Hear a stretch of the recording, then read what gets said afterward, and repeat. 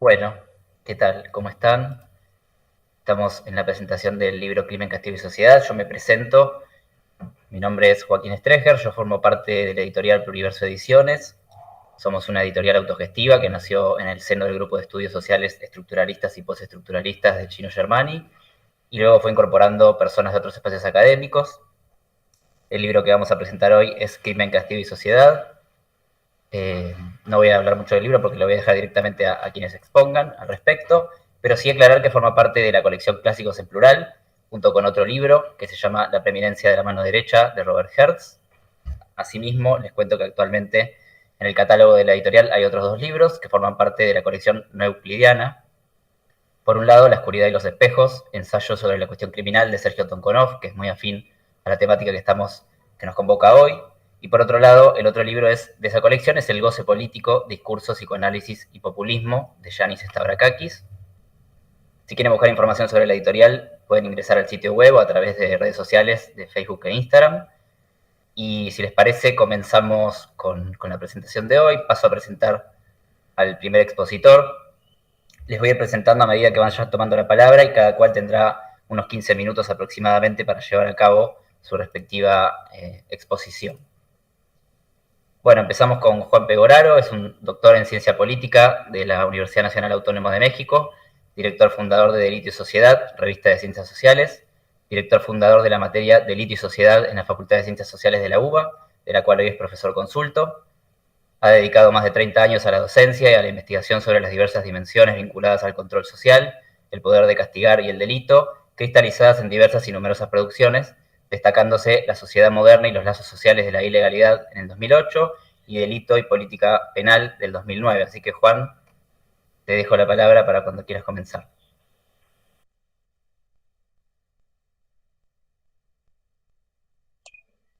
Muchas gracias, Joaquín. Sí, muy bien. Empiezo directamente planteándole algunas cuestiones. En principio, esta recopilación podemos situarla en la tradición criminológica positivista, que alimentó en buena medida la sociología occidental, la sociología académica occidental, en especial en el paradigma social organicista y funcionalista, cuyo representante más influyente ha sido Tal Parson, ¿no? Eh, y esto hasta la posguerra, digamos, porque en la posguerra surge paulatinamente el pensamiento de la criminología crítica. Y criminología crítica, digamos, en el sentido de criminología del control social, un nuevo objeto de reflexión y no el crimen con esa palabra tan fuerte, que siempre tiene alguna connotación con la sangre derramada, o si no, con la violencia tremenda, digamos, con la violencia que repele o que hiere sentimientos profundos de los individuos. Y bueno, en el marco del pensamiento durkheimiano pareciera que afecta a la sociedad. Eh, eh, y sabemos que no es así, afecta a una parte de la sociedad. Otros, digamos, tienen la cabeza puesta en otra cosa más que en el delito. Y además la utilización política de ciertos crímenes que conmueven a la opinión pública. Una opinión pública, por supuesto, constituida, ¿no? Construida, digamos. Y entonces me refiero con esto a la criminología crítica que parte de una idea de control social, más que de crimen, más que de delito y más que de castigo, o por lo menos utilizando tanto el crimen como el castigo y la sociedad, digamos, planteando así una crítica a ella, a la idea de sociedad, este, una incorporando la dimensión poder. A mí me parece que si uno lo incorpora, si no se incorpora la dimensión poder en esta reflexión sobre crimen, castigo, sociedad, me parece que estamos hablando de una vieja sociología. Y cuando digo vieja sociología del poder, además, pero que no lo reconoce como tal, sino que habla de una sociología absolutamente ligada, digamos, a la naturaleza, a esta idea también de orden, de ese orden positivista presente hasta la actualidad, porque hay una cuestión que me parece que importante es, digamos, recordar que esta criminología que para nosotros es una criminología encubridora realmente de las relaciones sociales que la hace posible,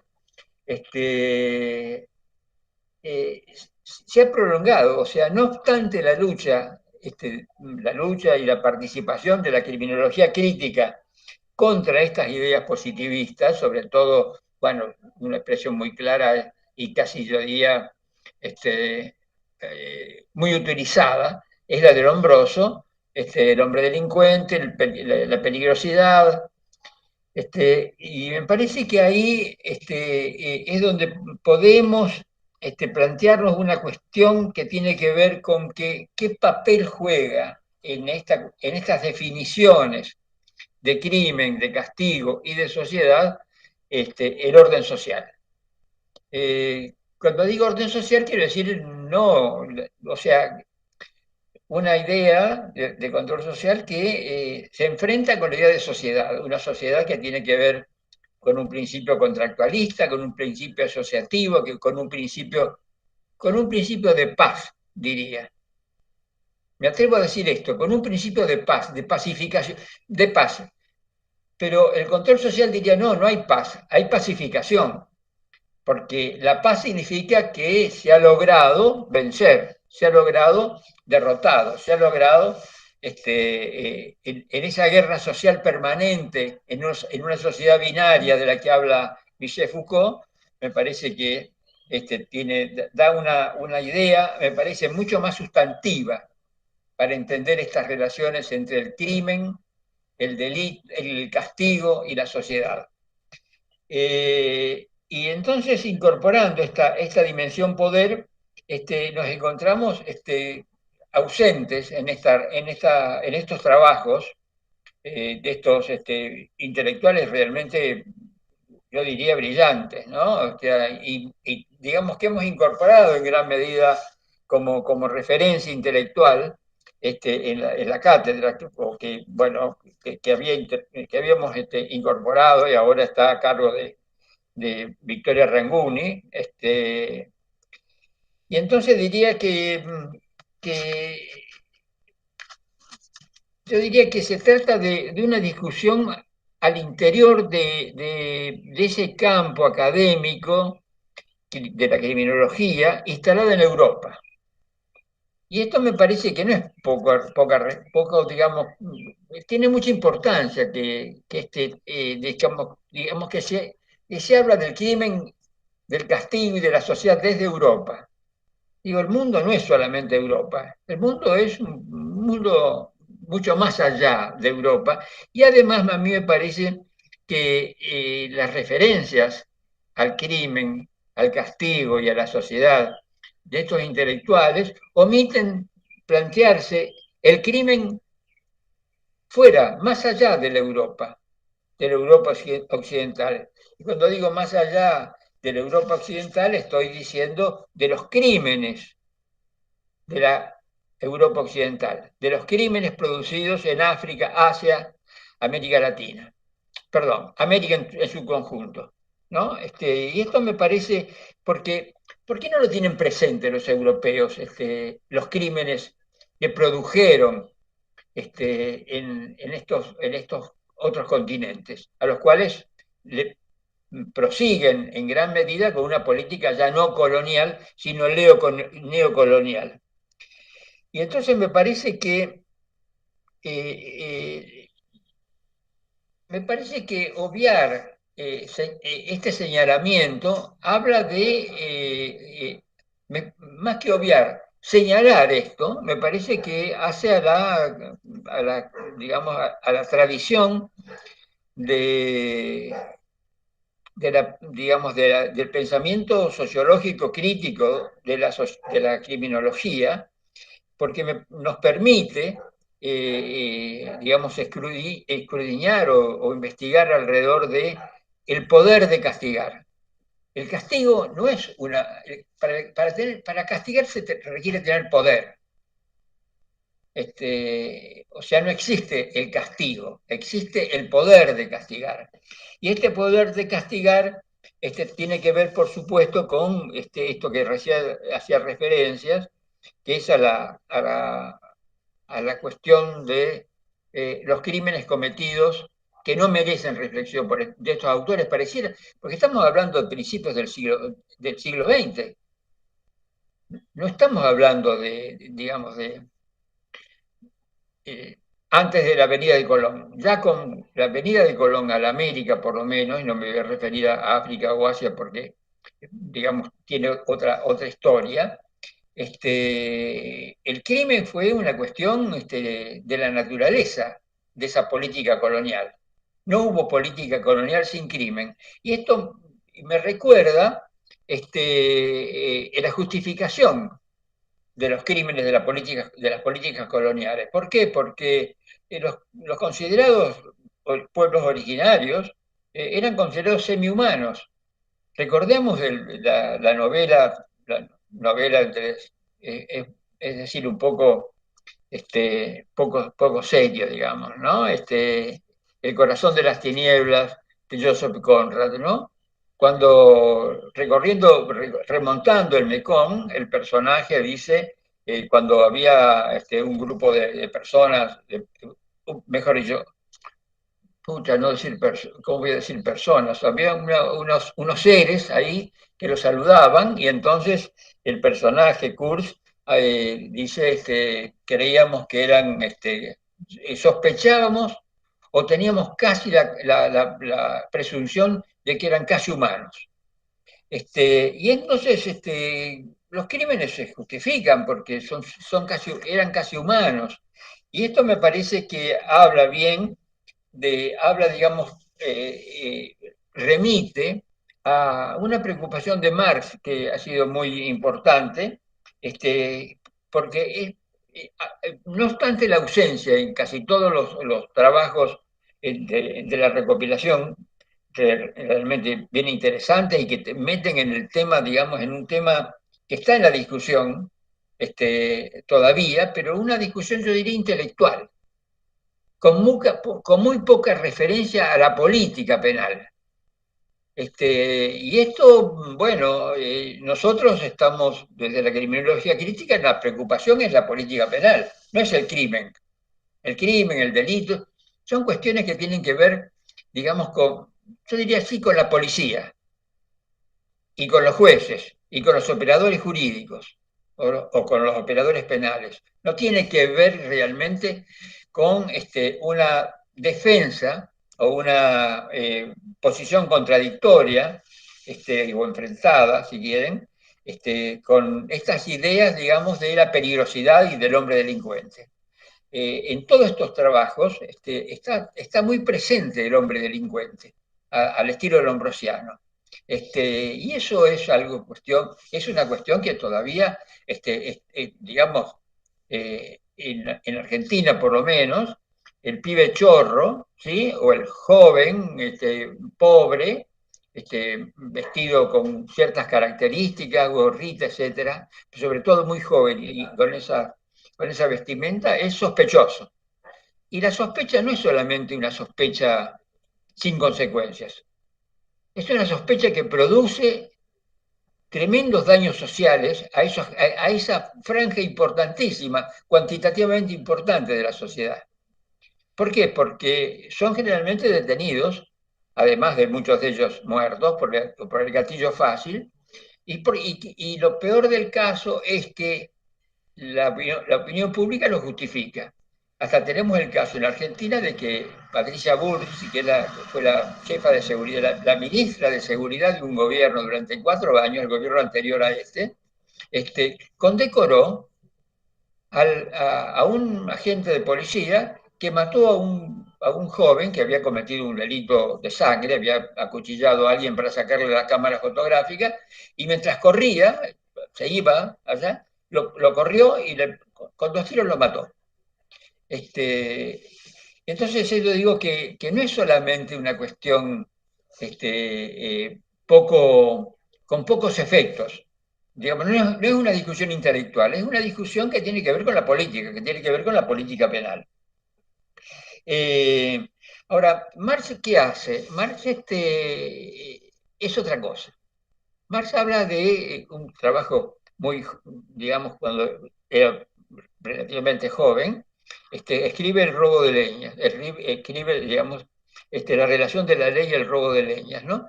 O sea que con el robo de leñas, lo que se crea no es el delito del robo de leñas, o sea, es la ley la que crea el delito. Hasta ese momento, ustedes saben, seguramente conocen el tema, hasta ese momento la apropiación de leñas caídas, ramas caídas, así como de frutos también, en una cuestión que también trata Edward P. Thompson, era res nullius, o sea, el que pasaba por ahí la podía recoger, pero cuando se transforma en mercancía, toda una cantidad, entre ellos los frutos caídos, por supuesto, pero también la leña, el poder, y digo esto es muy importante, el poder crea una ley, pasa de ser una simple falta a una transgresión mínima, pasa a transformarse en un robo. Y, digamos, y el robo lo que significa como tal digamos, una condena. Y la condena ya en aquellos momentos se estaba poco a poco, como dice Emil Durkheim cuando habla en las dos leyes penales, la evolución de las dos leyes penales se transforma ¿sí? en la generalización paulatina, el cambio cualitativo a la prisión, digamos, a la, a la cuestión carcelaria. Y entonces a mí me parece que el tema del poder se me ocurrió plantearlo, digamos, como una cuestión que cuando todos aquellos que leímos o aquellos que leyeron el Antiguo Testamento, es muy interesante el tema del poder, porque empieza diciendo Dios creó, eh, ¿cómo se crea la humanidad? ¿Cómo se inicia la humanidad? Bueno, primero porque Dios decide que haya luz. Y entonces a uno le parece bueno, que corresponde a que Dios haga la luz. Pero digamos, digamos, es el símil de decir que el hombre, los hombres, crearon la ley. Y entonces me parece que ese Antiguo Testamento es una buena expresión, digamos, una buena similitud con lo que estamos diciendo de, digamos, de la creación de la ley, la necesidad de que la ley ha sido creada, no deviene de la naturaleza. La otra cuestión que me parece interesante como tal, es cuando Marx habla de la funcionalidad del delito, ¿no? Que crea tantas otras profesiones. Y muy simpático esto, ¿no? Me resulta muy simpático porque rompe con esta tradición de que la ley y los profesionales, ¿no? O sea, cuando dice sin delito no habría operadores jurídicos. Es muy, profesores de derecho penal. ¿Qué harían los profesores de derecho penal si no hubiera delitos? ¿No? Y esto me parece muy interesante. Y la otra es cuando trabajan en el artículo también que está publicado en este libro, realmente bien interesante, es en la ley y el crimen, ¿no? Como habla de que el poder es el fundamento del derecho y de la ley. Y no solo esto como producto de la voluntad, las relaciones digamos, del modo de producción en la base real, tanto de la ley como del Estado, que es que el Estado como custodio de la división del trabajo y de la propiedad privada. O sea, el orden social, o sea, no hay, en todo agrupamiento humano hay un orden, y ese orden está impuesto, no es aceptado voluntariamente porque implica que una desigualdad social. Y esa desigualdad social me parece que es la base de estas cuestiones planteadas, ¿no? Eh, Me parece también una cosa que me llamó la atención, además de, por supuesto, los trabajos de Durkheim, todos conocidos, por supuesto, ¿no? El, eh, Cuando Sorel habla de la tensión, las teorías penales de Durkheim y su reivindicación de la explicación del crimen y la existencia de un hombre delincuente y su rechazo al utilitarismo como fundamento del castigo. me pareció importante esto que plantea George Sorel, ¿no? De que, digamos, de que no hay no hay política penal planteada en el utilitarismo, ¿no? Más que en términos absolutamente relativos. Y las ideas de Tenis sobre el crimen como fenómeno social también me pareció una cuestión bien interesante, digamos, pero siempre es una discusión como de una discusión que al escenario que estamos viviendo me parece absolutamente innecesaria, o por lo menos superada, diría yo, ¿no? Sobre los crímenes de masa de Simmel me parece, digamos que, ¿en qué está pensando Simmel cuando habla de los crímenes de masa? Crímenes muy singulares, crímenes, ¿no? La patota, por ejemplo, para decirlo en términos actuales, y no los crímenes de la guerra, no los crímenes de la guerra, que no es una guerra, digamos, digamos no forzada, ¿no? Sino que es la guerra es una cuestión que es de iniciativa, ¿no? Tiene un aspecto de iniciativa. Y, y entonces, ¿por qué la ley? Porque si la ley, Foucault tiene una frase que me parece un concepto que me parece muy importante, ¿no? Cuando dice que si la ley no fuera ya la ley, sería la suave interioridad de la conciencia. ¿Por qué es necesaria? Porque no es la suave interioridad de la conciencia que sería la idea de sociedad. Y esto me parece realmente y también el tema del esquema castigo perdón, crimen-castigo, ¿no? No hay, no hay una automaticidad en la cuestión del crimen y el castigo, ¿no? Porque está mediada, o sea, hay una cantidad de mediaciones que tienen que ver entonces con, no solamente con la calidad, entre comillas, calidad de la víctima o calidad del victimario, sino las ideas preconcebidas o preexistentes en el poder que la va a juzgar, ¿no? Y además la opinión pública, o sea, hay una cantidad de mediaciones entre el, el llamado crimen hasta el castigo, me parece que eh, merecen una reflexión que no están presentes en estos artículos recopilados, ¿no? Pero bueno, de todas maneras las reflexiones interesantes, no solamente interesantes, muy inteligentes, tanto de Zimmer como de Tarde, como de Tenis, por supuesto las de Durkheim y por supuesto la de Marx, me parece muy, yo hasta diría cautivante, ¿no? Pero cautivante en el sentido de meterse en una temática con un poco digamos, que satisface el interés intelectual, no el interés político, o por lo menos el interés por las preocupaciones, yo diría de los daños que causa el sistema penal.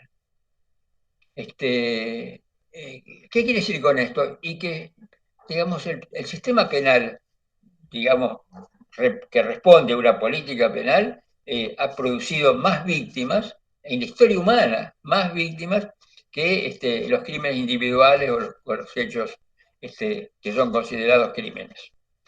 Muchas gracias. Muchas gracias, Juan. Te pido nomás silenciar el micrófono mientras. Muchas gracias por tus palabras, muy interesante, las reflexiones que fuiste comentando, que te fue disparando de la lectura del libro. Por las dudas, él fue citando algunos autores que aparecen en este libro. Es un compilado de artículos inéditos de Durkheim, Tarde, Tenis, Marx, Simmel, Mill y Sorel, como para poner en contexto a quienes están escuchando.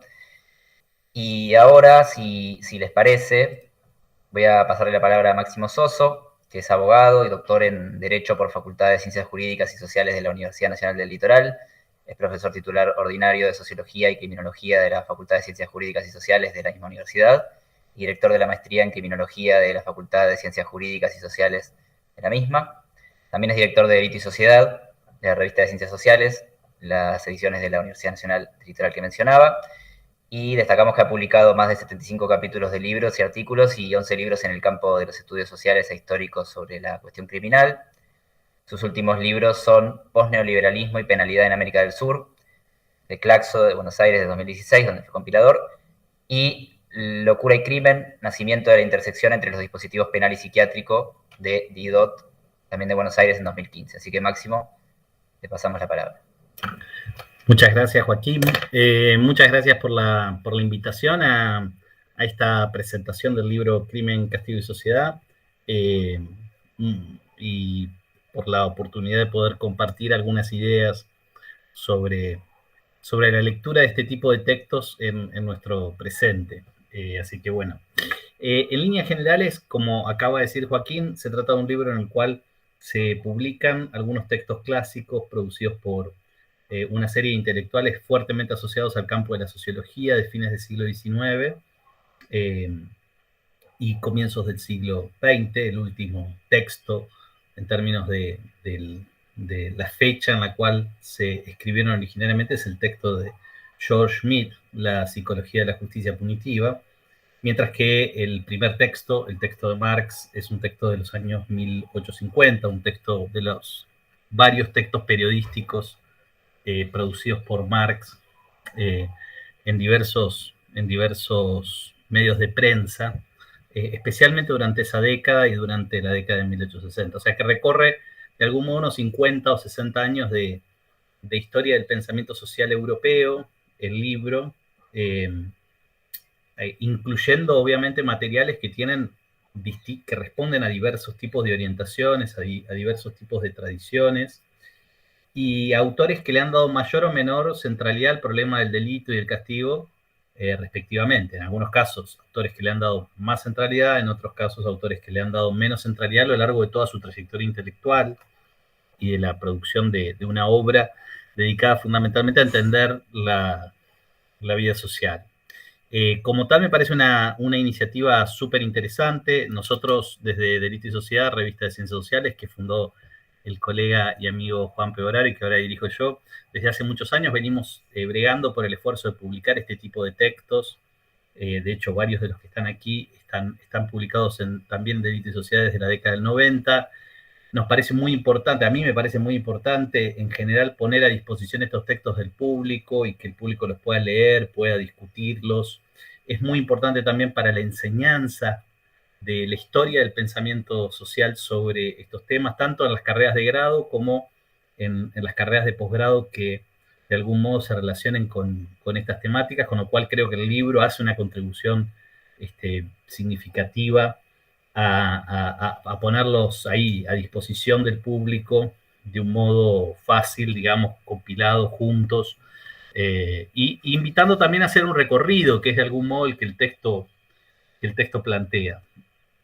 Yo considero que hoy leer estos textos tiene como dos grandes funciones. Uno es la construcción de una historia del pensamiento sobre la cuestión criminal, ¿no? Cómo hoy podemos reconstruir los modos de pensar que estructuraron estos distintos autores a lo largo, como decía, de ese medio siglo, grosso modo, mediados de los 50, mediados de los años 10, que incluso en este caso atraviesa un poco el Océano Atlántico por la inclusión del único texto en realidad producido fuera de Europa, que es el texto de George Herbert Mead, producido en los Estados Unidos, y le permite a cualquier persona que se quiera acercar a los estudios sobre la historia del pensamiento sobre la cuestión criminal, conocer de primera mano directamente textos sobre los cuales hoy existe toda una literatura y una discusión acerca de su significado, en el marco de una más profunda historia del pensamiento social sobre la cuestión criminal del siglo XIX, que ha venido avanzando a pasos agigantados, si se quiere, en los últimos 30 años, ¿no? Hace 30 años teníamos un par de textos sobre qué pensaba Durkheim en torno al delito y a la pena, y hoy hay toda una literatura en torno a la discusión sobre los textos de Durkheim, y hay algunos conflictos interpretativos, y ahí Juan mencionaba antes el tema de la fascinación por ese tipo de argumentos y cómo se los interpreta, que creo que ha disparado un poco en esa dirección, un interés que también tiene un cierto reflejo dentro de la gente que se ha dedicado a hacer historia del pensamiento sobre la cuestión criminal del otro lado del Océano Atlántico. Si bien aquí en el libro, como decía Juan, no están incluidos textos de fines del siglo XIX o comienzos del siglo XX producidos en América Latina, también hoy, así como la historia del pensamiento sobre la cuestión criminal en el contexto europeo ha crecido en su densidad y en su complejidad, también hoy podemos decir que en estos últimos 30 años conocemos mejor las discusiones, los debates que se dieron en ese mismo momento histórico en América Latina, e inclusive también incluyendo en algunos casos los procesos de importación de estas ideas que se gestaron en el escenario europeo en América Latina. Aun cuando todavía hay muchísimo trabajo por hacer, pienso por ejemplo en el caso de Gabriel Tarde, que es uno de los autores que incluye el libro, que fue un autor relativamente leído en América Latina, especialmente en Buenos Aires. Hubo varios intelectuales tardianos, digámoslo así, como Osvaldo Piñero, que fue un profesor de Derecho Penal de fines del siglo XIX y comienzos del siglo XX, que todavía de algún modo como figura en la historia del pensamiento sobre la cuestión criminal necesita ser estudiado, está esperando que alguien rescate ese legado y lo estudie. Ese intelectual leía no solamente que es un delito, el texto de Tarde que está incluido en este libro, sino varios libros fundamentales que Tarde escribe, sobre todo durante la década de 1880, sobre el tema del delito, sobre el tema de la pena, como por ejemplo la criminalidad comparada, y que da lugar a toda una serie de reverberaciones acá en Argentina, en Buenos Aires, que son muy interesantes. Por ejemplo, desafiando a Tarde la discusión sobre el rol de la inmigración en la producción del delito, todo un tópico para los intelectuales de Buenos Aires, como es obvio, a principios del siglo XX. Entonces me parece que de algún modo aporta a quienes quieren acercarse a este trabajo más historiográfico, en donde hay una vocación por comprender vocabularios teóricos que pueden no ser útiles para pensar la actualidad, ¿no? Justamente podemos caracterizarlo en ese sentido como un ejercicio arqueológico. También algunos de estos textos pueden servir como fuente de inspiración para pensar la actualidad. Este es un desafío más complejo, ¿no? Por supuesto, porque nos separan de esos textos muchos años, nos separa, como decía también Juan, contextos, ¿no? Pensamos desde América Latina, y estos textos están pensados desde el norte global. Pensamos hoy el problema del castigo de un modo que estos autores en líneas generales no pensaban, ¿no? Pero quería dar un ejemplo en líneas generales de lo que me parece que puede ser esa utilidad. Yo creo que esa utilidad no nace solamente de pensar con estos autores, sino también de pensar contra estos autores, ¿no? O sea, de tomar la lectura de estos textos como un ejercicio intelectual que nos permite imaginar alternativas para pensar nuestro propio presente. Y un ejemplo muy interesante en ese sentido, que se conecta con cosas que a mí me interesan, por eso me parece muy interesante, es Dos leyes de la evolución penal de Emile Durkheim. Este texto publicado originalmente en el Année Sociologique de 1899-1900, que plantea una tesis bastante articulada sobre la evolución del castigo legal en el tránsito de las sociedades tradicionales a las sociedades modernas. Durkheim sostiene que en ese pasaje de una sociedad tradicional a una sociedad moderna, el castigo experimenta dos grandes transformaciones que se producen simultáneamente y que se apoyan recíprocamente, lo que él llama la ley de la evolución cuantitativa y la ley de la evolución cualitativa. En síntesis, podríamos describir esas dos leyes como un pasaje de unas formas de castigo más severas a unas formas de castigo menos severas, de un castigo más extendido a un castigo menos extendido de las personas que cometen delito, y por otro lado, el cambio en el tipo de castigo. La primera sería la ley cuantitativa, la segunda es la ley cualitativa, el pasaje de la pena de muerte o de las penas corporales a la pena privativa de la libertad. En esta clave de lectura de Durkheim, al filo del siglo, ¿no? Al filo del cambio de siglo, el castigo moderno es un castigo menos severo que el castigo del pasado y al mismo tiempo es un castigo que se vehiculiza a través de una técnica punitiva específica que es la privación de la libertad. Y Durkheim combina esto, comprende esto con su propia manera de entender esa sociedad moderna, ¿no? Que, como todos los que estudiaron alguna vez teoría sociológica saben perfectamente, está vinculada a esa idea de conscience collective, a esa idea de una conciencia colectiva, un conjunto de modos de pensar, un conjunto de creencias y valores morales que son comunes al término medio de los hombres que viven en una sociedad. Y la sociedad moderna tiene una conciencia colectiva que Durkheim define como el individualismo moral. Entonces, ese carácter sagrado del individuo se vería reflejado justamente en la declinación de la pena de muerte, en general de las penas corporales, pero también en el valor de la libertad, ¿no? Y por tanto un castigo que priva de la libertad. Es interesantísimo, por ejemplo, ver cómo esta idea va a ser rescatada 20 y pico de años después por un autor que no tiene nada que ver con Durkheim, que es Eugeni Pashukhanis, en su teoría general, del delito, inspirada en el pensamiento de Marx, que va a rescatar exactamente esta idea sobre el rol de la libertad, ya no en la sociedad moderna, sino en la sociedad capitalista, y asociada al rol del trabajo asalariado y al tiempo del trabajo, y a la importancia del tiempo del trabajo como medida del valor, etc. Fíjense que aquí nace, en este texto, probablemente antes que en cualquier otro lugar, la idea de una explicación sociológica de un cambio epocal en el castigo legal, ¿no? La idea de que hay un cambio de época, muy claramente toda la sociología de Durkheim está inscripta en describir y explicar ese cambio de época, la sociedad tradicional, la sociedad moderna, y ese cambio de época se experimenta también en el castigo. Y es interesantísimo porque ese tipo de lectura de lo que pasa con el castigo legal ligado a un cambio de época, nosotros lo encontramos en la sociología del castigo contemporánea, un poco por todos lados. O sea, las grandes narrativas para entender lo que pasa con el castigo legal en la sociedad contemporánea son en este sentido durkheimianas, en el sentido de que instalan el cambio del castigo legal asociado a un cambio en el tipo de sociedad, ¿no? Por ejemplo, un autor clave de la contemporaneidad como David Garland, de la contemporaneidad de la sociología del castigo, escribió todo un libro, La cultura del control, delito y orden social en la modernidad tardía, construyendo una tesis que podríamos llamar, la podríamos denominar como la tesis de la penalidad tardomoderna. Y claramente la lectura de Garland sobre la transformación penal contemporánea es una lectura que se ancla en el pasaje de un tipo de sociedad a otra, de la sociedad moderna a la sociedad tardomoderna, ¿no? Ese libro es del año 2001, tiene ya 20 años, pero sin embargo se transformó en una narrativa principal para pensar los cambios contemporáneos en el castigo legal, tanto en el norte global, el libro está escrito usando los casos de Estados Unidos y Gran Bretaña, como fuera del norte global en el sur global. Y no es casual que David Garland sea probablemente uno de los autores que mejor y más tempranamente estudió Durkheim y su pensamiento acerca del castigo, en un libro muy famoso también en la literatura sociológica sobre el castigo, que se llama Punishment and Modern Society, Castigo y Sociedad Moderna, publicado originariamente en inglés en 1990, que le entrega 2 capítulos enteros al análisis de Durkheim y a las potencialidades del uso de Durkheim.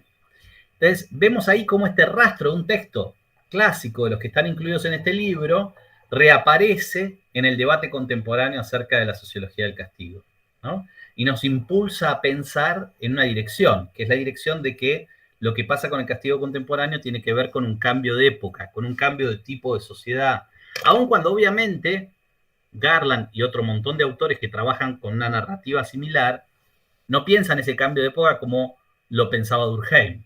Obviamente no lo asocian al crecimiento de la división del trabajo social y a los efectos de orden moral que ese crecimiento de la división del trabajo social produce. Pero sí rescatan ese pensamiento epocal. Claramente en mi forma de ver estos problemas, yo creo que ese es un gran camino ciego, digamos. Es justamente el camino que no hay que tomar, ¿no? Es justamente lo que no hay que hacer, digamos, desde mi punto de vista hoy. Estoy bastante convencido de que esas narrativas del cambio epocal no nos llevan a muchos lados, nos llevan más bien a ningún lado. Digamos, pues creo que construyen la explicación del cambio penal en un plano tan macroscópico que se vuelve abstracto y no nos permite ver el cómo de estas transformaciones, no nos permite recorrer la correa de transmisión que conecta los cambios macroscópicos con los cambios penales. Y que yo piense en esa dirección puede importar poco, pero incluso el mismo David Garland en sus últimos textos ha avanzado un poco en ese reconocimiento, ¿no? En el señalamiento de la necesidad de pensar en términos de procesos próximos y por lo tanto de algún modo alejarse de una narrativa del cambio epocal. Esto lo termina de ratificar hoy uno de los grandes temas del debate sobre la sociología del castigo en el norte global, que es el debate sobre el descenso del encarcelamiento. O sea, mientras que todas estas narrativas del cambio epocal suponían un crecimiento del encarcelamiento constante y sostenido que no se iba a detener jamás y que era inevitable, bueno, hoy nos encontramos con países como Rusia, que tiene 40% menos de presos de los que tenía hace 20 años, o nos encontramos con países como los Países Bajos, que tienen 40% menos de presos de los que tenían hace 20 años, o con España, que tiene 25% menos de presos de los que tenía hace 10 años.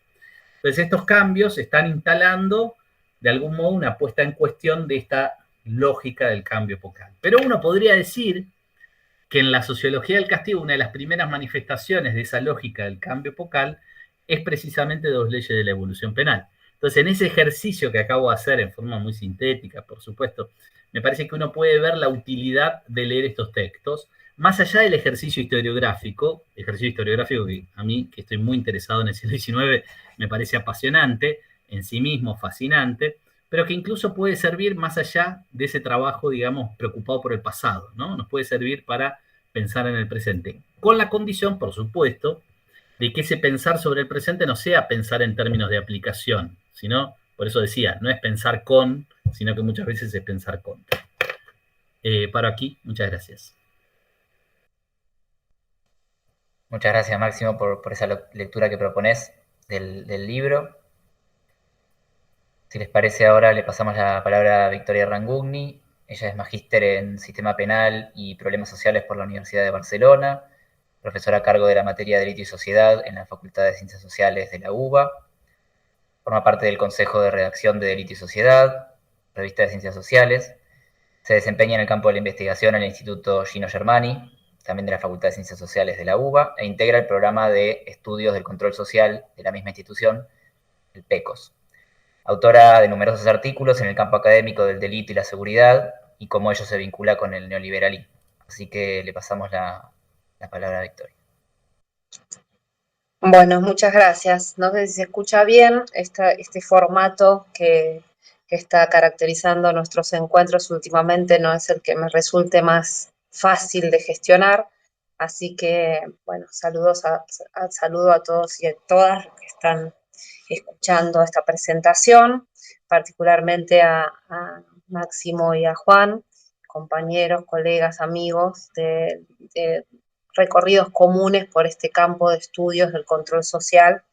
Y felicito a la editorial el esfuerzo de haber compilado estos textos, como Máximo decía, algunos de los cuales hemos trabajado a lo largo de nuestros años en este ámbito, en el que intercambiamos opiniones, discusiones encarnizadas y otros tipos de rituales tan satisfactorios en la vida académica. Así que, bueno, felicitarlos, creo que es un insumo bastante interesante para pensar en la formación universitaria de estudiantes, particularmente en nuestro caso, en mi caso de la carrera de sociología, pero de otros ámbitos también, por lo cual vuelvo a felicitarlos, me parece que es importante contar con un recurso de estas características y a la vez, un poco hoy también comentando con Máximo y con Juan, para no repetirnos sobre la importancia de algunos de los textos, a mí me gustaría poder conversar con ustedes algunas, hasta diría, previsiones o precauciones respecto de el uso que podemos hacer de los autores y de las ideas respecto de la relación del crimen, del delito, de las formas de gobernar el delito y cómo esos dos elementos pueden ponerse en relación con el orden social, como decía Juan, y una de sus grandes enseñanzas todo el tiempo es desplazarnos de la idea de sociedad para sumergirnos en el análisis del orden social y sus condiciones de posibilidad. Pensaba que estos textos que son, por un lado, tan interesantes y con los que de alguna u otra manera estamos, no digo familiarizados, pero sí involucradas de alguna manera, es no insertarlos en un juego que sea el de la iluminación o el de la acumulación enciclopédica, sino ponerlos a jugar otro juego, ¿no? Dentro de nuestras actividades propias que, por supuesto, como denominador común tienen la discusión académica, el ámbito académico, de la formación de posgrado, de la investigación social, pero también en el juego de pensar las intervenciones en el campo punitivo, de pensar las discusiones en el debate público acerca de qué es el delito, si es el punto de partida o el punto de llegada de una serie de intervenciones sociales que nos encuentran a más de uno de los que estamos aquí involucrados desde distintos roles e incluso desde la superposición de roles en muchos casos. Entonces, me parece que podemos jugar a soltar estas lecturas que son heterogéneas entre sí, y eso me parece que es una riqueza importante, para hacerlas de alguna manera crujir y ponerlas en tensión con nuestros recorridos, decía, con nuestros saberes, con nuestros roles institucionales, con nuestros roles personales respecto de estas configuraciones, en relación a los intereses que compartimos y que hoy nos convocan. Como dijeron tanto Juan como Máximo, con quien efectivamente compartimos, yo creo que ya a esta altura 30 años de reflexión, de discusión, de inquietudes sobre los temas que se reúnen en esta publicación, me parece que recorriendo un poco eso, quiero también decir que trabajamos, por ejemplo, estos temas en la materia delito y sociedad, que Juan creó, que Pegoraro creó en el año 1987, es decir, de manera contemporánea a la propia Facultad de Ciencias Sociales, ya que no hay historia de la Facultad de Ciencias Sociales sin historia de delito y sociedad, y no lo digo por ponerla en un lugar de privilegio, pero sí como en un lugar destacado en la discusión sobre estos temas, y como decía Máximo hace un rato también, en la apropiación de textos como los que aparecen en este libro, en su discusión, en su, casi se podría decir, adulteración, frente también a la imposibilidad, que es algo que tanto Juan como Máximo decían, de su importación automática, de su traducción, para interpretar los fenómenos que nosotros estamos de alguna manera convocados o que hemos decidido trabajar, analizar y problematizar.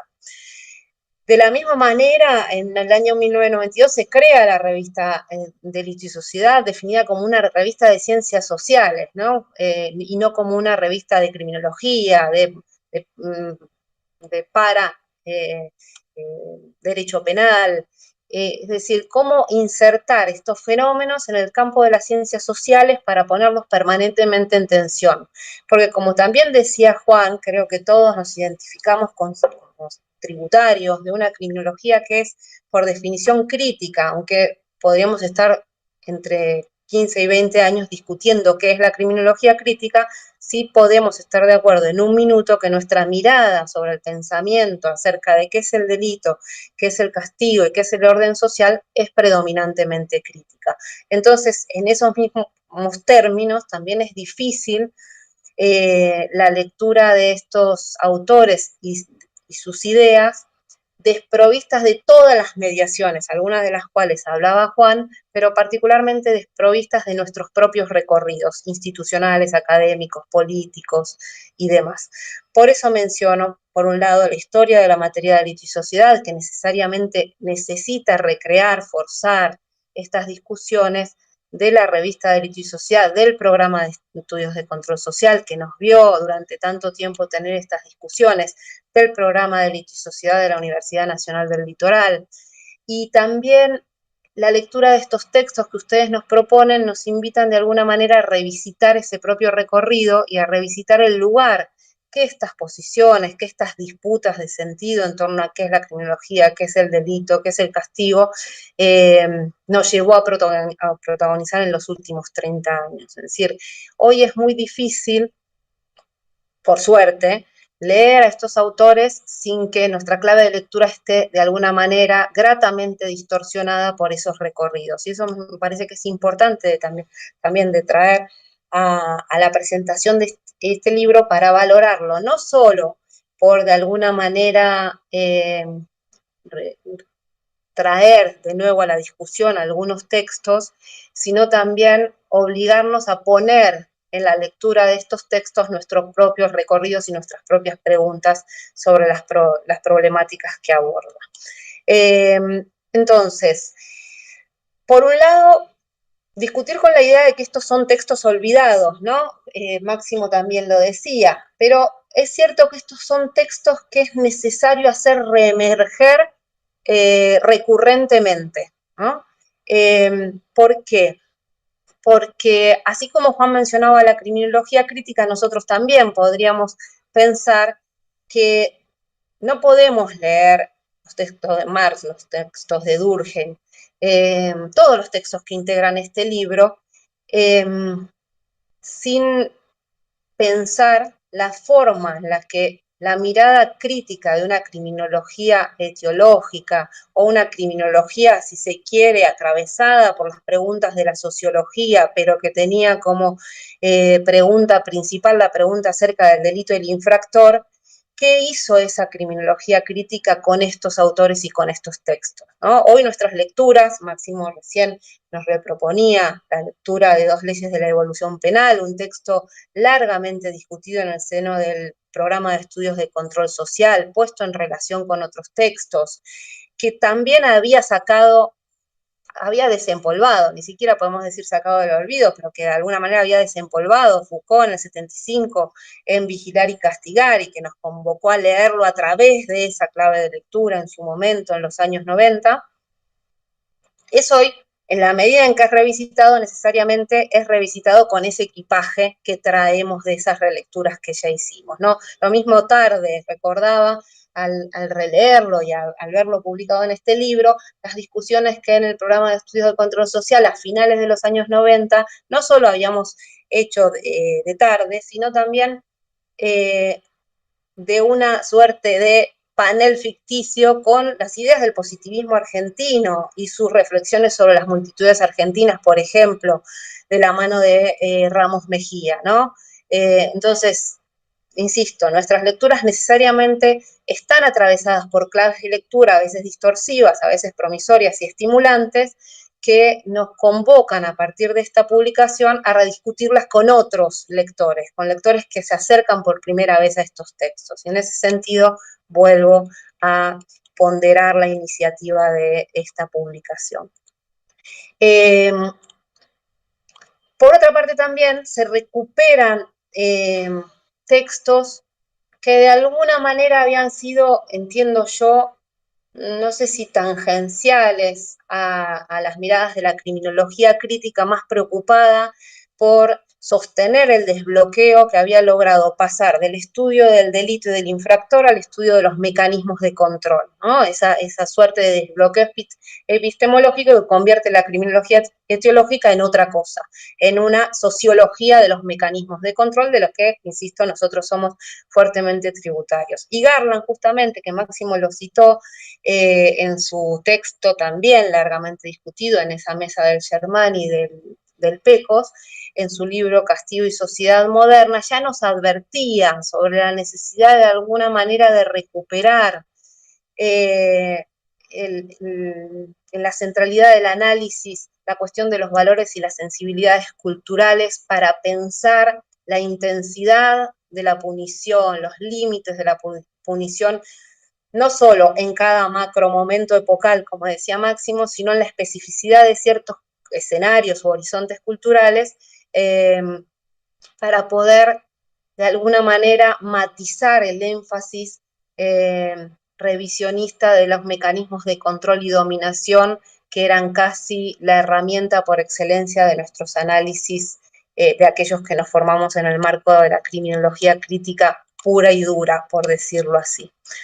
Entonces, me parece que estos textos también nos recuerdan esa advertencia que ya Garland nos hacía hace 20 años de la necesidad de pensar en los contextos específicos el rol de los valores, las sensibilidades, las motivaciones y las emotividades para pensar, como lo hizo por ejemplo Pratt no hace tanto tiempo, pero ya no en contextos macroscópicos, como decía Máximo, sino en recortes un poco más localizados y específicos, ¿no? También para dejar de depender de una mirada tan eurocéntrica que distorsiona aún más nuestra mirada sobre los fenómenos. Entonces, me parece que eso habilitó también lecturas destinadas o esfuerzos destinados a desgranar generalmente los ilegalismos populares para encontrar allí esas sensibilidades y esos valores, esa perspectiva que podríamos denominar de culturalista en la criminología, pero que también a veces corrió el riesgo, como decía Juan hace un rato, de, por un lado, banalizar el análisis de los ilegalismos populares y por otro lado de reificar los procesos de estigmatización de ese ilegalismo popular. Con lo cual, ese arma de doble filo también nos tiene que servir para advertirnos sobre el carácter que nuestra lectura de alguno de los textos publicados en este libro debe tener. Y en ese esfuerzo por pensar, como decía quienes me antecedieron en la palabra, no solamente la utilidad de estas lecturas, sino su potencia para pensar no solo en el conjunto de ideas, en su perdurabilidad, en su eficacia, para en todo caso repensar la teoría social a partir de las nociones de crimen, castigo y orden social, sino también en pensar su utilidad para desarmar esos efectos de verdad que en materia de prácticas punitivas ordenan y desordenan nuestras miradas sobre ese mundo, con efectos bastante devastadores sobre aquellos que los padecen. Me atrevo también a volcar ciertas advertencias para que podamos pensar juntos ¿para qué sirve? Es una pregunta un poco incómoda respecto de cualquier lectura, pero cómo en todo caso aprovechar estas lecturas, encontrarle una potencia productiva a estas lecturas que nos alejen de la tentación de una mirada sacralizada, ¿no? Mantener el compromiso crítico que tenemos respecto de las prácticas de los sistemas penales, como decía Juan, y utilizar o valernos de estas herramientas propias de la teoría social para seguir, en todo caso, revisando críticamente las prácticas punitivas que organizan nuestro presente. Entonces, me parece que otra vez, en este sentido, y también tratando de desacralizarlo, Foucault nos resulta útil para pensar y repensar estos autores, así como nos ayudó a desempolvar, digo yo, lecturas como la de Ruy Kirchheimer y también de Durkheim o de Marx, porque es imposible entender ilegalismos y delincuencia sin leer a Marx, claramente, ¿no? Y cómo el lugar que ocupa esa lectura incluso en el propio desarrollo del análisis de Foucault de las prácticas punitivas y particularmente del papel que cumple lo carcelario en la distinción entre ilegalismos y delincuencia, ¿no? Uno de los pocos lugares donde Foucault habla de una justicia de clase. Pero entonces rescataba de la mano, decía, de Foucault, procurando no sacralizarlo, que es lo que propongo respecto también de estas lecturas que ustedes nos proponen, recuperar ese compromiso del genealogista, ¿no? De seguir trabajando con ese esfuerzo para que los documentos que tenemos a nuestra disposición no nos hagan caer en la tentación de inscribirlos en una serie evolutiva que nos invita a descubrir ese objeto sobre el que tenemos millones de dudas. Perdón, pero acá me suena algo. Ahí está. Entonces, yo diría que el conjunto de lecturas tan sugerentes y tan potentes que aparecen en este libro nos tienen que alejar de la tentación, decía, de inscribirlos en una línea de tiempo, en una línea acumulativa respecto del desarrollo de las ideas, y más bien hacerlo jugar en su especificidad, ¿no? En el juego de disputas que en nuestro propio campo de ideas respecto de qué es el delito y qué es el crimen y qué mecanismos se proponen desde nuestro orden social para regular esos fenómenos, nos inviten en todo caso a desplegar estas lecturas. En ese sentido, vuelvo a esta idea, así como no es posible, y creo que Máximo decía algo de esto, leer a Durkheim de dos leyes de la evolución penal, como lo leíamos en los años 80 de la mano de Vigilar y Castigar, o como lo leíamos en el 99 cuando fue publicado en Delito y Sociedad, no lo leemos de la misma forma hoy. En Crimen, Castigo y Sociedad, lo mismo nos pasaría claramente con Ruggeri Kirchheimer, con Marx, perdón, si no hubiéramos leído Pena y Estructura Social, y si no hubiéramos leído Vigilar y Castigar, y si no hubiéramos leído la respuesta que pretendió, también muy potente, construir dos jóvenes criminólogos como eran Melos y Pavarín en el año 77 de la mano de Cárcel y Fábrica. Es decir, nuestra lectura siempre va a estar atravesada por esas otras discusiones en la aventura reflexiva que emprendamos en algún momento.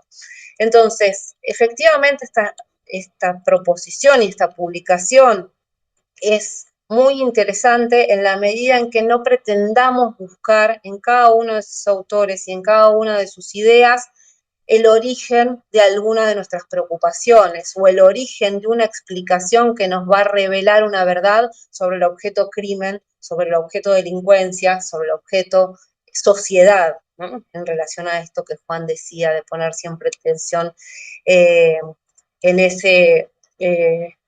ese sentido, ¿no? Contraponer la idea de sociedad a la idea del orden social como algo siempre inestable, y que estas lecturas en todo caso nos pueden contribuir a seguir poniendo en tensión.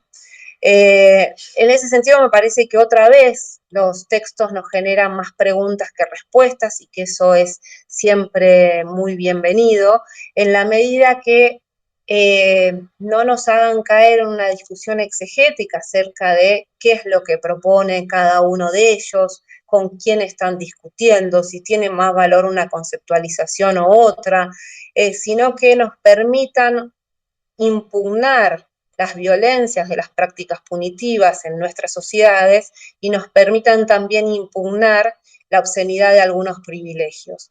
Por eso agradezco la convocatoria a la presentación de este libro, agradezco la publicación de estos artículos y los convoco a todos, en este caso, a hacerlos jugar el juego de la tensión, de la discusión, de la disrupción, para que sea más provechosa la discusión que hoy tenemos acá.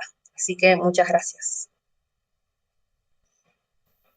Gracias, Victoria, por compartirnos la apropiación que hiciste de la lectura.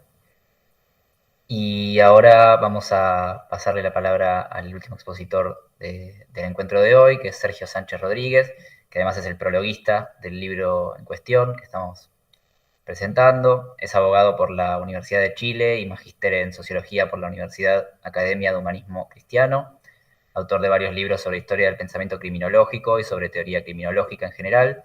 Su última obra es En defensa de criminología, en el año 2020. Así que, Sergio, cuando quieras, te pasamos la palabra. Muchas gracias, buenas tardes. Muy contento de estar acá en esta presentación. La verdad es que me contactó justo en el año 2017 la profesora Martina Lasalle y también Sergio Tonconov, para ofrecerme y dar, en realidad es un honor para mí haber podido escribir esta breve introducción a los textos. Quisiera, se han dicho muchas cosas, hablar un poco de mi relación con el tema de la historia del pensamiento criminológico.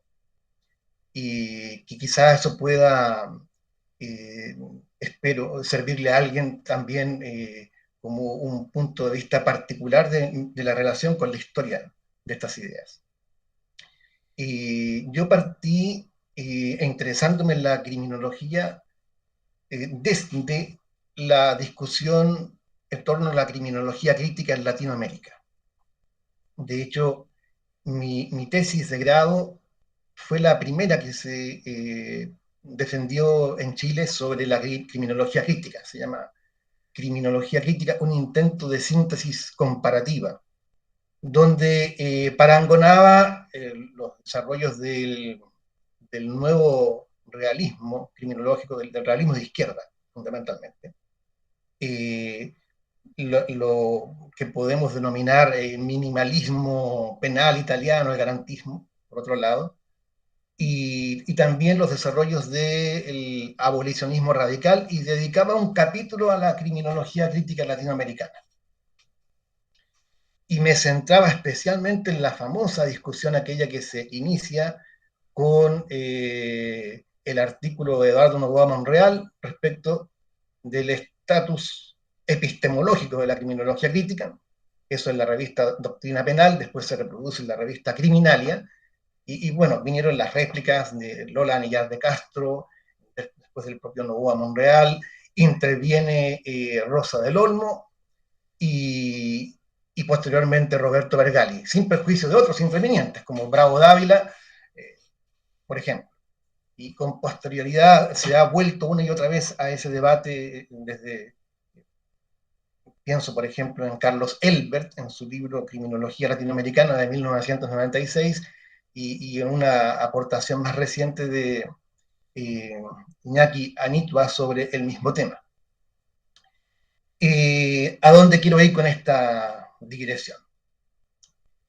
Yo en ese debate, en ese momento, me planteaba en una perspectiva totalmente bergaliana, es decir, pensaba que la criminología debía ser sociología del control penal, y todo aquello que formaba parte del acervo de la llamada criminología, y estoy pensando mucho en este desarrollo que se ha encorsetado bajo el término criminología clínica, todo eso dejaba de ser parte de esta nueva disciplina que se iba formando, sociología del control penal.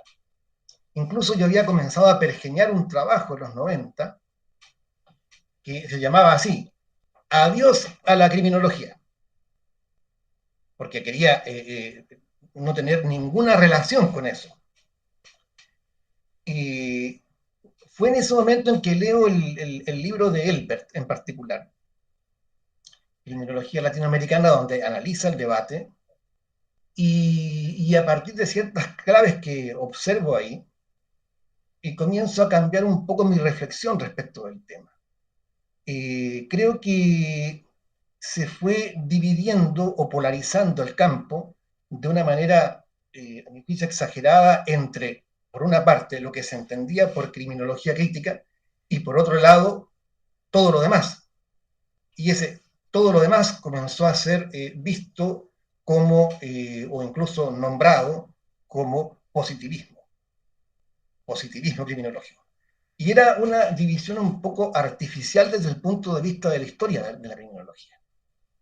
Esto no me resultaba tan claro porque yo, como lector también de los libros canónicos, aquellos del siglo XXI, por ejemplo, esos libros negros que todos leímos en algún momento, o el libro de Amorortu, de la nueva criminología, Taylor, Walton y Young, barata, Criminología crítica y crítica del derecho penal, Control y dominación de Massimo Pavarini, planteaban todos una historia muy particular, donde voy a ser un poco caricaturesco, pero es para efectos puramente sintéticos. Se partía del error hacia la verdad, en cierto modo. De la oscuridad hacia la luz, del esclarecimiento de la crítica. Y resulta que desde esa perspectiva, y no estoy tanto refiriéndome a los autores mismos, sino a la lectura que yo veía que comenzaba a hacerse predominante en mi entorno, donde existía una clara simpatía hacia la criminología crítica, que en ese momento todavía era una novedad. Se tendía a caricaturizar un poco el pasado de la disciplina. Y eso comenzó a despertarme algunas dudas respecto de la forma, no solo como nos habían contado la criminología, desde la criminología clínica, por decirlo así en términos muy simplistas, sino como también se estaba contando en el ámbito de la criminología crítica. Aquí hay una historia que se está contando, y creo que sería bueno, pensé, pretenciosamente, sería bueno comenzar a echar una ojeada. Es a partir de ese impulso que me sentí impelido a ir directamente a los textos y comencé a escribir un intento de historia, el tema es inabarcable, de historia de las teorías criminológicas, yendo hasta incluso deteniéndome un poco en las cuestiones demonológicas para pasar al debate de la ilustración y posteriormente al nacimiento de la criminología, entre comillas, científica propiamente dicha. Entonces, ¿qué ocurre? Que, por una parte, descubrí algo que muchas cosas que se mencionan como al pie de página de la manualística en criminología o de los tratados generales, obviaban el hecho de que en Italia, a fines del siglo XIX, existía ya una crítica importante a las ideas de Lombroso, por un lado. Por otro lado, la unidad monolítica absoluta que se nos presentaba en el campo positivista se prestaba también a algunas matizaciones. Y por cierto, que intervenían muchos más personajes de los que estábamos acostumbrados a leer, que intervenían realmente en ese momento. No solamente Lombroso, Ferri y Garófalo, sino otros más. Por ejemplo, el caso de Sigele, en su teorización acerca de los delitos, como se las llamaba, las multitudes criminales. Y luego, el cuadro se complica aún más con el proceso de formación de la llamada sociología criminal, donde sin duda son figuras importantes Emile Durkheim y Gabriel Tarde, y otros, también los durkheimianos. Todo esto me fue a mí señalando que en realidad muchas cuestiones que aparecen hoy día, no voy a decir, no voy a quedar en la frivolidad de señalar que todo se había discutido antes, eso no es cierto, pero sí ciertos aspectos de discusiones contemporáneas podrían beneficiarse de una mirada un poco más, un poco menos prejuiciosa hacia el pasado, hacia ese pasado de la criminología. Fue también el momento en que decidí que era conveniente seguir manteniendo la expresión criminología como un espacio plural, precisamente para no caer en el peligro de, merced a someterse a una etiqueta, por novedosa que fuera en algún momento, encorsetarse también en una perspectiva que está dejándonos con un importante punto ciego. Un aspecto en particular que aparece en este libro y también en otros textos, en mi caso fue muy importante la discusión durkheimiana acerca de la naturaleza del castigo, del paso de la penalidad arcaica a la penalidad moderna. Y voy a citar un libro de un criminólogo argentino, amigo mío, Mariano Hernán Gutiérrez, que publicó el libro La necesidad social de castigar. Es un libro que yo recomiendo porque va precisamente a un aspecto que a veces se descuida y que uno, por lo menos en Chile, uno lo ve renovarse una y otra vez, sobre todo en los crímenes, y aquí digo, lo uso con toda deliberación la palabra, en los crímenes de alto impacto público, donde se produce ese clamor generalizado de todo esto, por supuesto, pónganlo con cursivas, este clamor generalizado de justicia en el público y en los medios, con todas las hibridaciones que ustedes puedan imaginar. Pero es un fenómeno real. Vaya uno en ese momento en que se produce esta marea, vaya uno a levantar una voz dando una visión ligeramente distinta, matizada de lo que está pasando. Ocurrió en Chile en el verano recién pasado. Yo veo la temática que describe Mariano Hernán Gutiérrez en ese libro reaparecer una y otra vez. Y eso me ha hecho a mí pensar también una y otra vez en lo que Emile Durkheim nos señalaba y los otros durkheimianos como Paul Fauconnet nos señalaban acerca de los sentimientos profundos ligados al castigo. La necesidad social de castigar parece ser algo mucho más recóndito y sobre todo mucho más enraizado de lo que suponemos. ese solo mecanismo, comprobado y constatado también en algunos aquelarres que se han producido acá, fue lo que me estimuló aún más a volver a replantearme las verdaderas dimensiones, por ejemplo, de la discusión durkheimiana sobre el tema del castigo, y sobre todo porque todas estas discusiones, incluyendo el famoso debate con Gabriel Tarde, tienen como elemento de fondo una cuestión muy importante, que es la elucidación de la naturaleza de la modernidad. ¿Qué es la modernidad realmente? Es imposible dejar de pensar en las fuertes imágenes que nos ofrece el propio Durkheim en su libro, que fue su tesis doctoral, La división del trabajo social. Entonces, yo trato de rescatar ese aspecto en la introducción, formulando una invitación a la lectura, pero no solamente desde el punto de vista, yo diría, de cierto juicio anacrónico, yendo hacia el pasado para ver cuán equivocados estaban los que nos precedieron, sino más bien confrontándonos al hecho de que ellos estaban tan perplejos como nosotros ante el laberinto de las formas de vida que nos ofrece el mundo moderno, pero que las respuestas que dieron todavía nos ofrecen claves para pensar. Vamos a encontrar siempre cosas interesantes. Yo, en un autor que es catalogado así de positivista como Alfredo Nicéforo, he encontrado cosas muy valiosas respecto al problema del delito en Italia y al desfase que se produce entre el mundo rural y el mundo urbano, en Alfredo Nicéforo. Y así, una serie en Gaetano Mosca, un autor vinculado a la sociología de las élites, un pequeño librito que circuló bastante, las consideraciones de Gaetano Mosca, por ejemplo, sobre el origen de la mafia.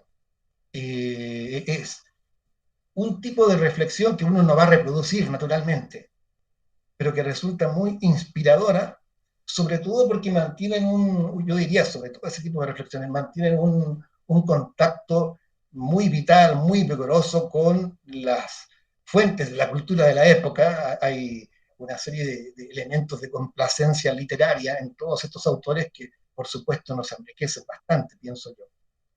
Así es que, claro, destaco lo de Durkheim, ni hablar el texto de Marx, que es tanto de lo que muestra el muy joven Marx cuando se indigna y escribe en la Gaceta Renana acerca de este cambio legal, e inmediatamente produce una criminalización masiva, pero también G.H. Mead, con su psicología de la justicia punitiva, un texto que también se relaciona directamente con la temática de la necesidad social de castigar.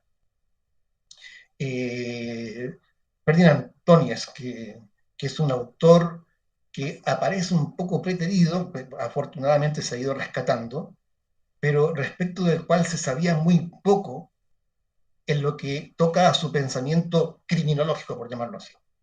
Y se ha rescatado. Matthew Deflem ha logrado, entre otros autores, escarbar en la producción bibliográfica de Tönnies y obtener algunas noticias interesantes sobre su pensamiento sobre el tema. Lo describo también en la introducción. Yo publiqué en el año 2017 un trabajo que se llama Masas Criminales, entre la psicología social y la criminología, que es un libro histórico. Es mostrando cómo este tema, el de las multitudes criminales, formó una parte muy relevante del debate dentro de la llamada criminología positivista, y más allá de ella. Era imposible obviarlo, de repente el tema desaparece. En muchas de las retrospectivas, no en todas, pero en muchas, como que nunca hubiese jugado el papel fundamental que efectivamente desempeñó. Y me encuentro, yo pensaba que tenía más o menos leído lo fundamental sobre el tema, pero gracias a este libro me encuentro con un texto, un gran aporte, un texto de Georg Simmel sobre este asunto, texto que yo desconocía por completo. Así es que es un libro que nos da bastantes sorpresas, pero yo la invitación que hago es, por una parte, la de el interés histórico, pero también ese interés histórico que nos permite repensar la teoría criminológica actual y repensar, insisto en este punto, quizás algunos sesgos, algunos puntos ciegos inconscientes que hemos ido formando.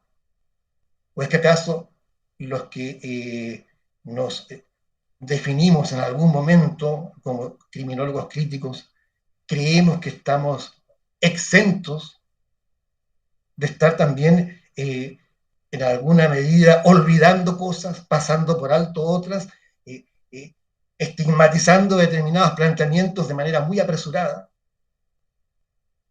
Yo creo que la lectura de la historia en general de las ciencias humanas y del pensamiento criminológico en particular nos resulta muy útil por eso.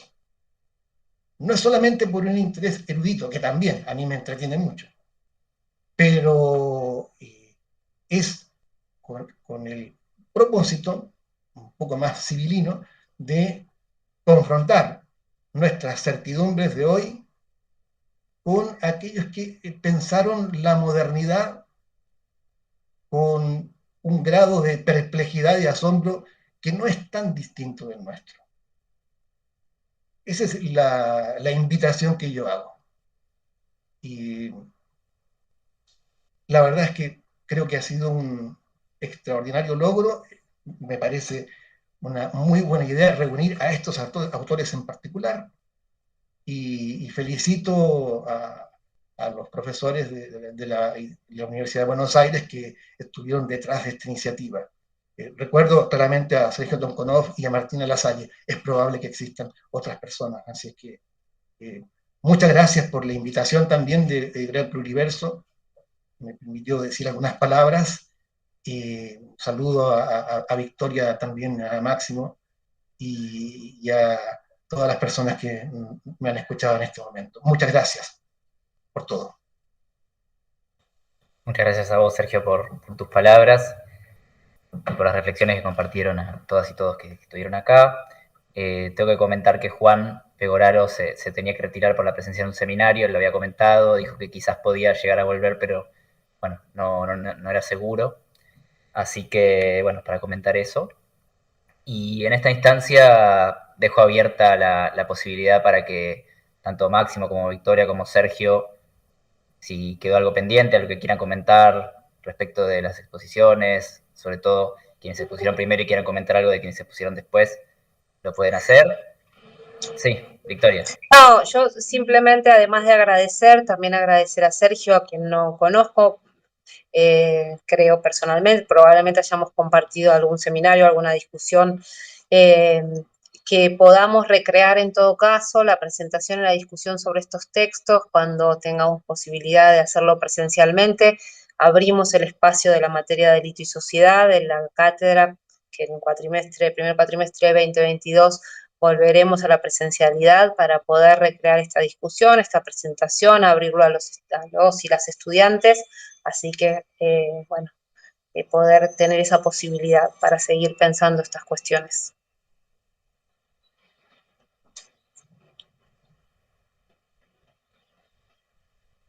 Yo también me sumo al agradecimiento, a la invitación. Gracias también Sergio y Victoria por los comentarios, digamos. Creo que hay muchas cosas por seguir conversando y el libro me parece que ayuda a lograrlo. Así que, de nuevo, mil gracias. Yo les agradezco a ustedes por estas palabras que han compartido y por las lecturas que propusieron para pensar nuestro presente, ese diálogo con el pasado, como bien han mencionado, a partir del libro y lo que les fue disparando. Y bueno, no sé si no hay más palabras, yo lo que quería comentar es, bueno, que si quieren, si les interesa acceder a la compra del libro, va a haber links en la descripción del video de YouTube donde estamos teniendo esta presentación. Ahí van a poder encontrar la posibilidad de acceder, y si no, también en nuestras redes sociales, como comenté al principio, tanto en Facebook como en Instagram, van a tener links de acceso al libro. Dicho eso, si no queda ninguna palabra, les agradecemos mucho por las exposiciones que hicieron, fueron muy, muy enriquecedoras. Así que... Muchas gracias a ustedes. Gracias. Un abrazo para ustedes. Gracias a Dios. Suerte. Chao. Chao.